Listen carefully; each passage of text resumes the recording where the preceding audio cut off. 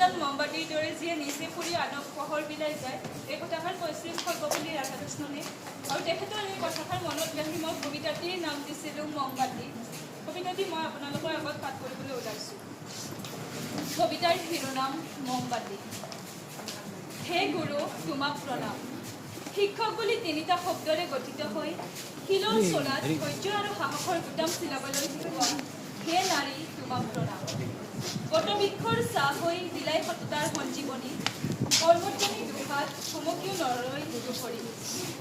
শিক্ষাৰ পোহৰেৰে আমলখিৰ দেশ পোহৰাই অবাটে যোৱা পথিকক বাট দেখুৱাই মুঠি মুঠিকৈ সিঁচি দিছা সম্ভাৱনাৰ উজ্জ্বল জোনাক।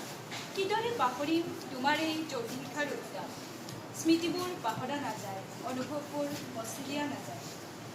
মমবাতিৰ দৰে তুমি আমাক পোহৰাই জ্ঞানৰ অনামী নদীৰ দুকুল বচাই।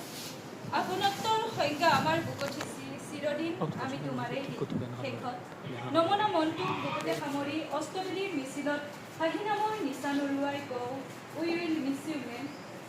একাজলি মৰম আৰু শ্ৰদ্ধাৰে আপোনাৰ ছাত্ৰী জ্যোতিস্মিতা দাস, 2023 পৰা 27 বৰ্ষ, ৰাজনীতি বিজ্ঞান বিভাগ, ৰঙিয়া মহাবিদ্যালয়।